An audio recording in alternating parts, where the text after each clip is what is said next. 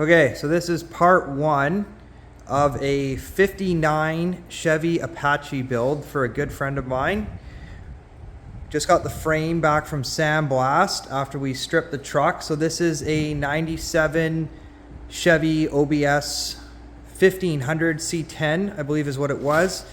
It was built probably in the early 2000s and has been sitting in a field for 20 years, but we were able to save it and utilize the frame, I should say. So this truck was already airbagged. We have the tubular lower, upper control arms, rear links, C-notched in the back. It's not great, but I've seen a lot worse. And for what he was able to acquire this truck for, it is well worth starting with this rather than starting with nothing. Front's all set up for bags, like I was saying. They've got the pockets in here. So our first job is to clean up what they left behind. We're gonna get in here and finish cutting this stuff up and make this actually presentable. Same with the back. Again, I've seen a lot worse, but this will do. We're gonna flap wheel all this down. I'll probably zip disc in here, re-weld this so I can flush this out and make it presentable. So when you see it through the wheel, you're not looking at booger welds.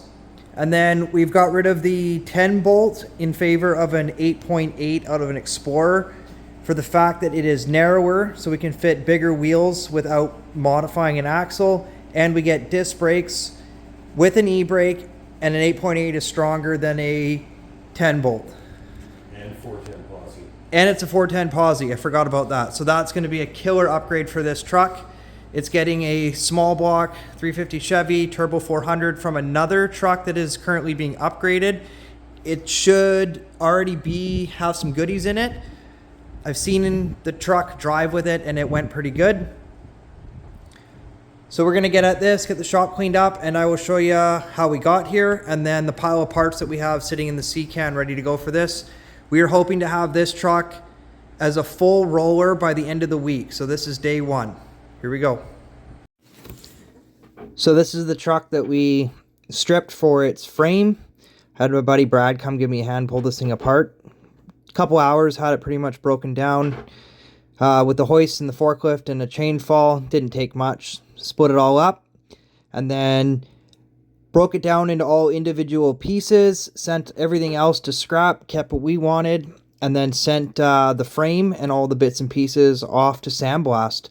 I didn't want to deal with having to wire wheel all this frame and everything as we were putting it together, so we sent it out to sandblast, and that's why it came back bare and not painted, because we have some modifications to do.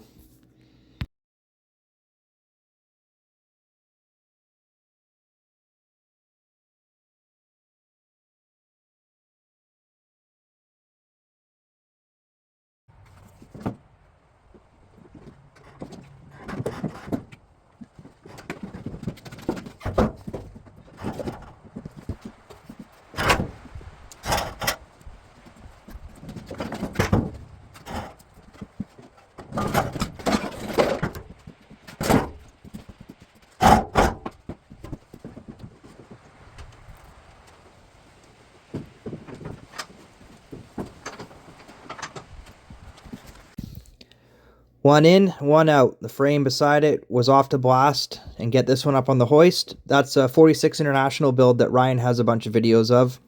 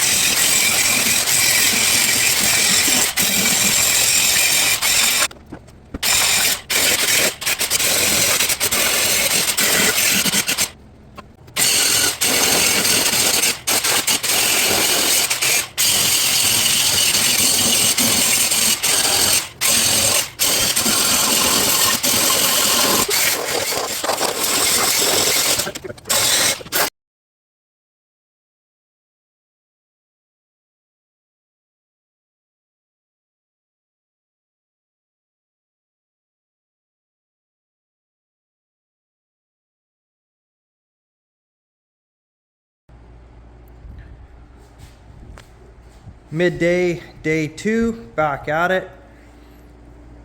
Got the rear end mocked up in there. And now the point of this project was to utilize as much of this chassis as we could, but obviously some stuff is kind of hokey and has to get dealt with. This upper wishbone is going to get remade with bushings on this end and a new heim there, and actually straighten everything out so it functions properly. We're going to keep the bag on bar here. It would be more ideal, obviously, to put them up there, but it means reworking a bunch of stuff, and that's not really in the budget for this round. We are, however, though, going to put bushings both ends on this and get rid of the heims. The only heim in this setup now is going to be a big one up top here on the diff. Ryan's currently designing a new truss and bracket for that upper wishbone. I got to get in here and finish up what I was doing yesterday on those. And then the frame's pretty beat on the bottom. Kind of hard to see, but it's all rolled up and really thin. So I grabbed some 2.5 by quarter flat bar, and I'm going to strip the bottom of that and up the kick a bit, and then we're going to put a webbing brace in there as well. So that's where we're at this morning.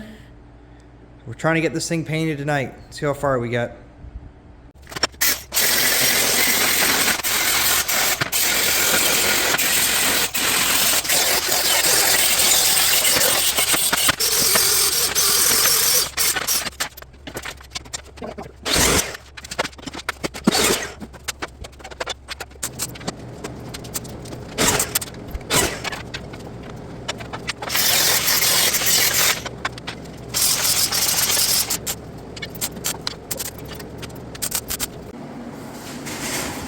So I got these all cut up and somewhat jigged up. I just made sure that the bushing ends are parallel to the bag mount so that everything stays flat. And then I swapped out the original ones just because those are an odd size bushing. These are sloppy in it. So now we've got our universal bushings, both ends. It's all level. Weld these out and we'll get this in.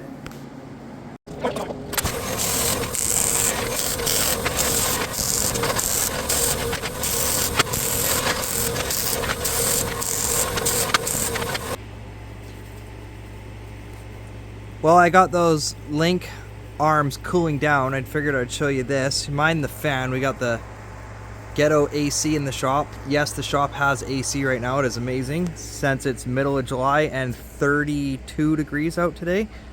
But this is the drivetrain that we picked up yesterday from the customer.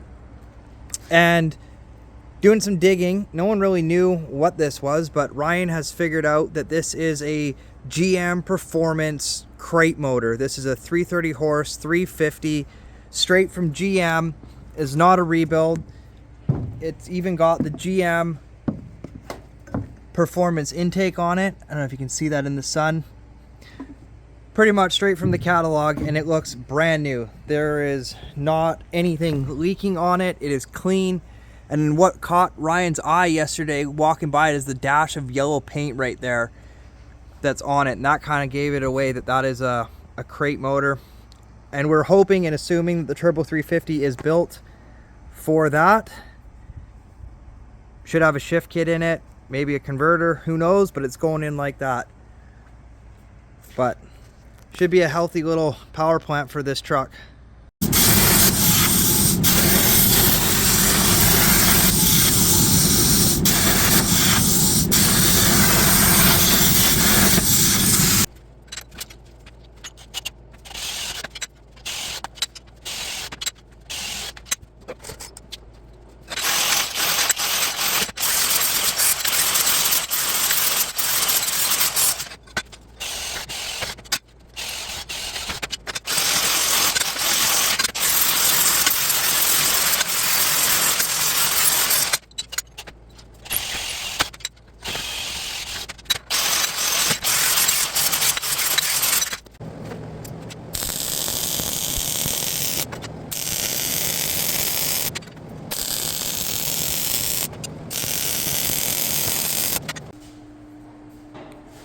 Day 3, back at it.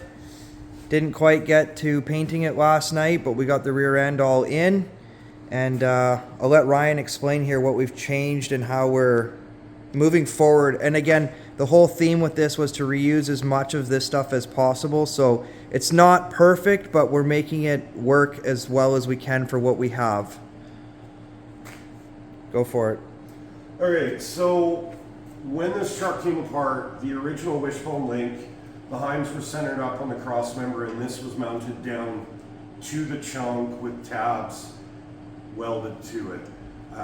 The lower links were actually tighter up to the axle. So what we had is a situation where the separation at the frame was wider than the separation at the axle. And this is something that happens a lot in mini trucks. They don't seem to care about geometry. What ends up happening in a situation like that with a shorter upper and more separation at the frame is as soon as you lift up the vehicle, that pinion starts to roll down into the dirt. And alternatively, as this axle comes up, the pinion rolls up and makes the driveline angles bad. That's bad for drive shaft. It's also bad for performance. It creates something that does not hook up.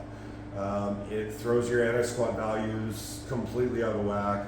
It's just not the greatest situation. So dropping that end of the wishbone, raising this end, dropping the axle end of the lower links basically puts the geometry in a much better place without us having to redo the whole chassis.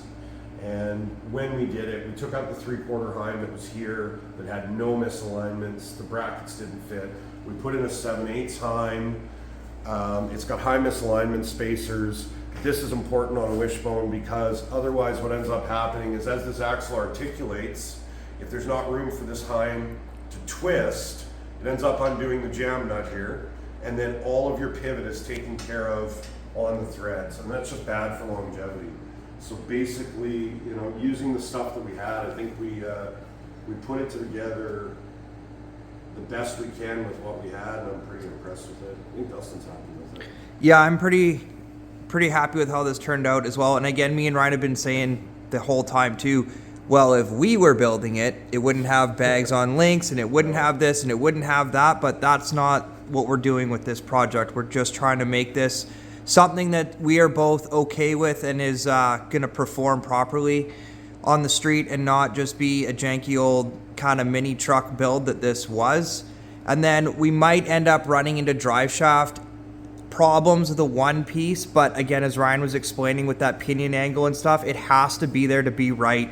This truck's going to have some pretty decent ponies pushing it, so we want to be able to utilize that and actually make sure this truck hooks up and goes straight and is controllable. And then the sway bar from the 8.8 isn't going to work, but I have a Super Duty one that we have found kicking in the yard, and we're going to make this happen. So we're going to put a sway bar in the back that's going to be outside the frame. It's kind of hard to see, but I'll show you when we get it all in there.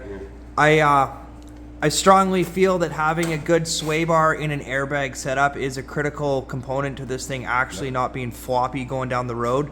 So we're going to get that one in there, and we're also going to look at possibly something in the front, see what the factory setup actually is.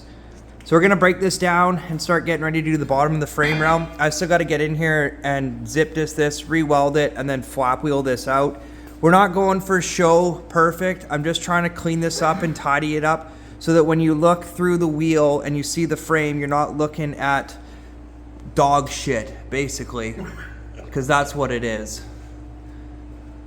I'm going to try and get some of this too, but this is all inside the frame. You're not going to see any of this, but we're going to just clean up a little bit as best as we can without spending a whole day more just grinding welds. But yeah, here we go. We got to break this down, flip it, get that flat bar on the bottom, and then we're going to try and start painting. Now that I got the flat bar on this, you can see how deformed that bottom lip of the frame is. So we're going to skin that and pull that all back into place, and then it won't be able to do that again. I think we're going to add some webbing in here too to brace it, box it. So if it's sitting on the frame all the time, it can't punch itself back up. afternoon update. Haven't really been filming too much today. We just had tunes going and grinders and everyone just cranking away at getting stuff done. I've been prepping the bottom of the frame. So we came up with this little rotisserie because I need to flip this thing back and forth a bunch of times, and especially with paint, we're gonna paint it upside down like this and then flip it at the same time, paint the top all in one shot.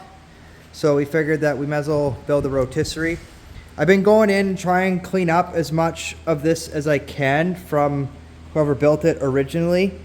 This side's not too bad, but this side you can see that they just hammer fucked a bunch of this. So I'm just trying to smooth this out as best as I can without redoing everything and spending all day just flap wheeling the bottom side of this frame.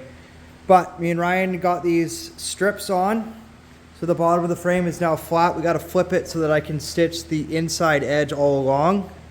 And we've decided not to do the webbing here because once this truck actually has the body on it and big wheels, it's actually not going to lay frame here anymore. It'll lay rocker before it hits the frame. So we're calling that good. Same thing in the back. I've been working at cleaning up this notch and everything.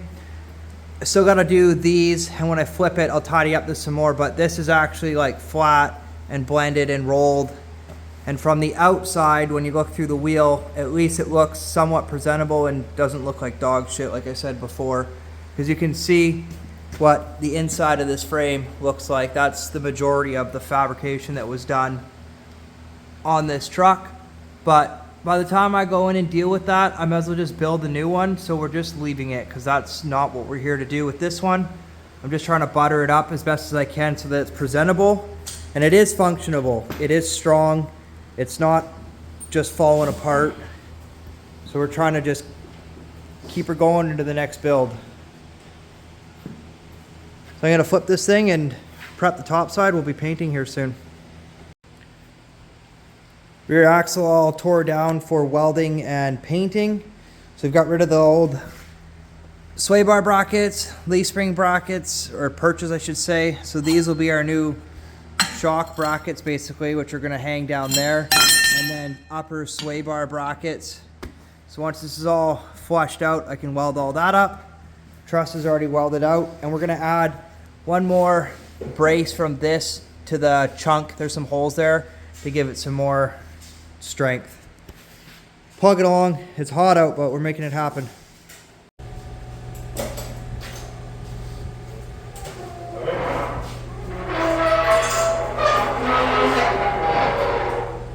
Right there.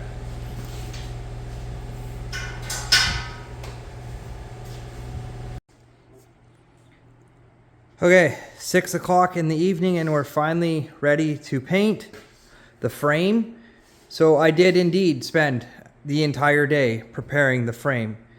It just is never ending on this thing. There's more and more spots that I keep finding that I could keep touching up and making better. But you're not really ever gonna see any of this. We've done our best. That notch actually looks 100 times better. I'm pretty happy with how that looks from the outside. So we're calling that good. Got our ribs all stitched in the bottom. Got our sway bar brackets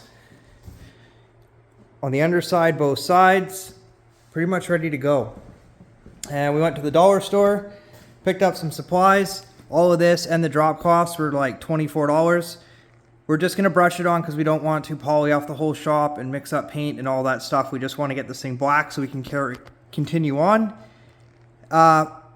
With the cheap brushes, I always just grab these. They're $2. They're a one-time use, throw them in the garbage. I don't even wash them, it doesn't even matter. Bill it to the job for the $24 that was.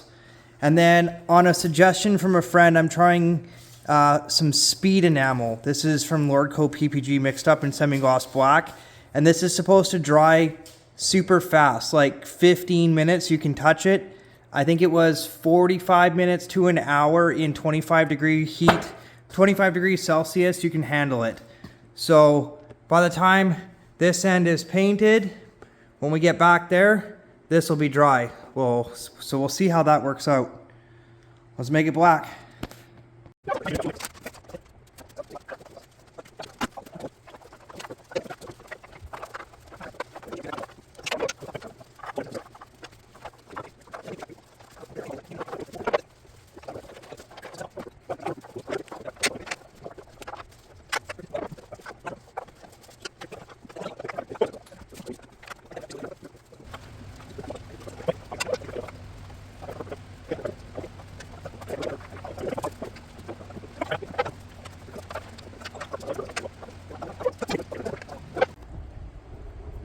All right, midday, day 4. Last night, me and Ryan got 2 coats on this frame. We did a first coat at about 6. Took us an hour to get 1 good coat on the whole thing. Let it dry for an hour or so, and then went at it with another coat. So it's got 2 full coats on it now.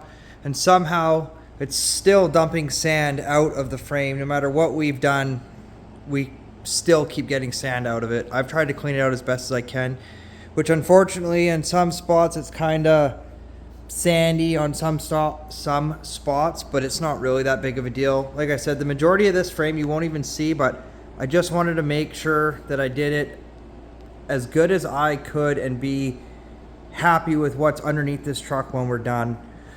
So that notch is decent now. I'm not going to say it's nice, but it's definitely a whole lot better visually from the outside than what it was before. And all the prep that I did on this frame and the bracing and cleaning up all the hammered areas underneath and finish cutting the buckets and stuff, it's actually pretty nice, I guess you could say. I don't know if that's the best word for it, but that's what I'm going to say.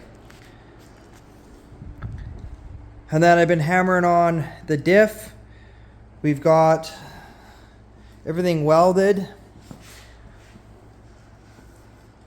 Rear shock mounts, sway bar mounts are on, and then like I was talking about before, we've got that tie-in to the truss here. So that locks the chunk to the axle tubes so you can't just spin the center section out of these tubes. Not super common on street truck stuff, but 4x4s and the buggies and stuff we build, we usually always weld the tube to the chunk so that they can't spin them. And then same thing when we truss it up and over, usually the chunk and everything gets all tied together because you will twist that chunk or twist the tubes inside the chunk. It's happened before, I've seen it. So that's all good. I got to get the flap wheel and the wire wheel on that and make it ready for paint, but everything else is currently hung and ready for a big paint party here. I'll show you that next. And this is the rest of all the bits and pieces. They've all been gone through and ready for paint.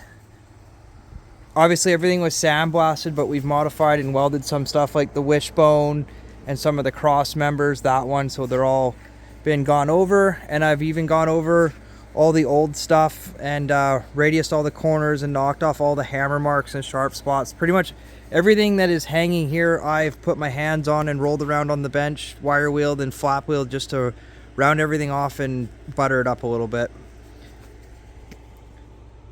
Tranny's been pressure washed and degreased, cleaned it up a little bit. Better than what it was, but that's ready to go in as well. So here we go. All the bits and pieces are painted black. Tank, steering box as well, rear axle. Pretty much ready to start putting this together. We're gonna drag this axle in and start trying to build this thing into a roller this evening. It's 6 o'clock now. But we're gonna keep going. Now I will say that it is a little difficult to work with that speed enamel in 35-degree weather. Brushing it on seemed like a great idea, except it comes out like water and in 30 seconds it turns into basically glue. And I will say I am not a painter, but I always say I would just make it black. There is definitely runs. There's definitely brush strokes, but it's black and it's not going to rust, and we're not looking for perfect. You're not going to see any of this under the truck, but it's all tidy, it's all painted, and it's not going to rust. So that's the main point. Let's put this together.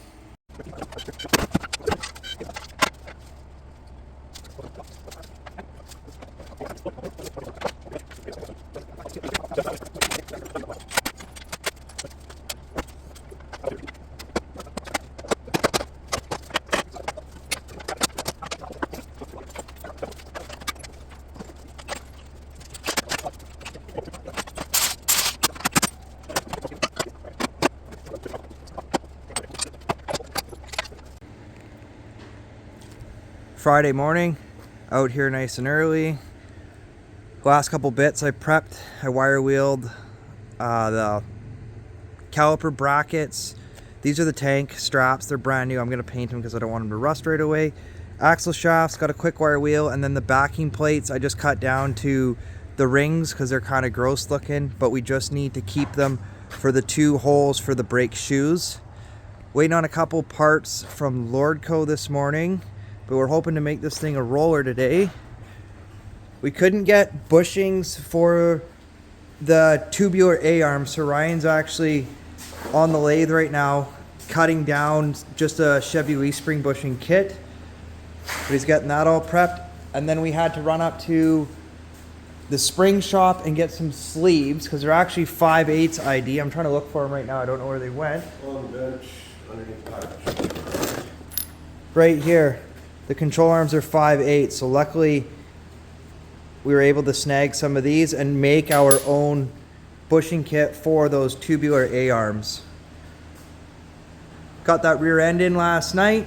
It was a bit of a struggle and the paint is kind of still tacky, but we can wipe it down and make it presentable again. So I say day 5, this is Friday, but technically this is like day 4 because we started kinda Monday afternoon, midday. Didn't really do too much, but started on it Tuesday. So 4-day roller build. Engine and transmission will be in here today and it should be ready for wheels.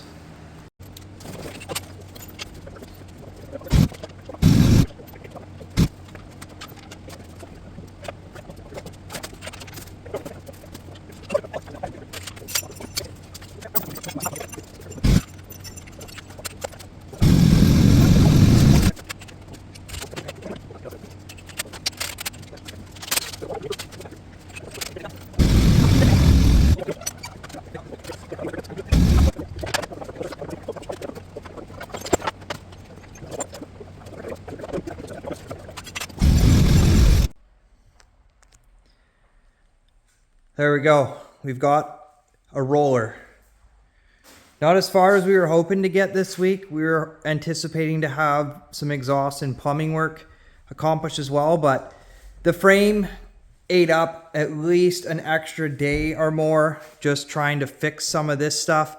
It was also twisted pretty bad and kind of still is.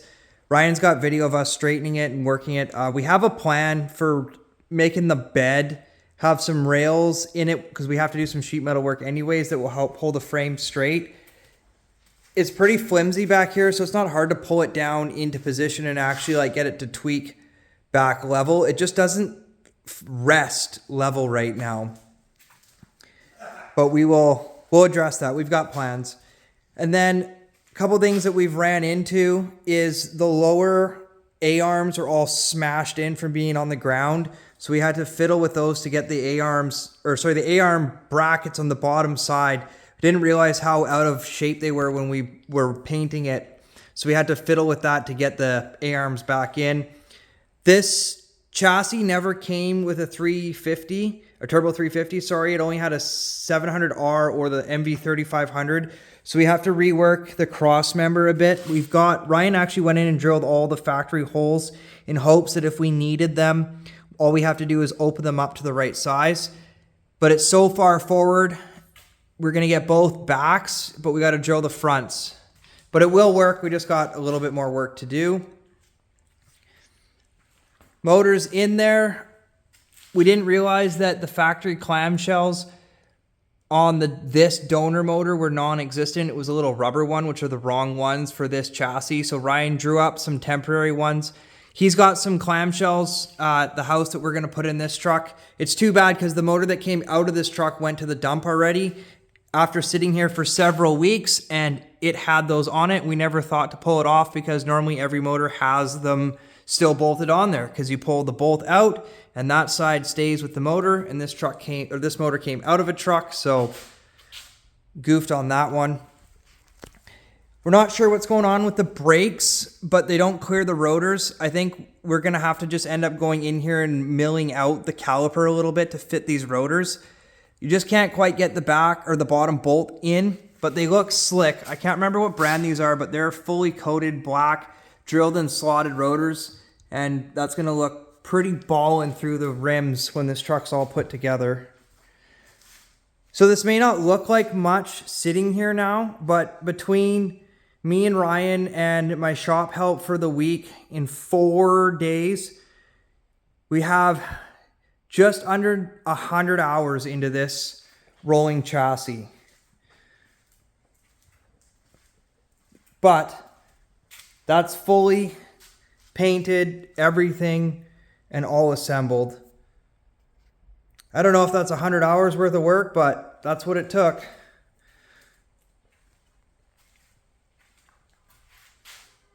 There you go. Drawing a blank on what to say for the end here, but that's where we're at. We got a couple more days to finish this out. It won't be tomorrow, couple weeks, but we got to get exhaust run, air lines, brake lines, get the fuel tank in, which is already painted, ready to go, fuel lines, and then this is actually ready to put the body on. And we'll show you that when we get there.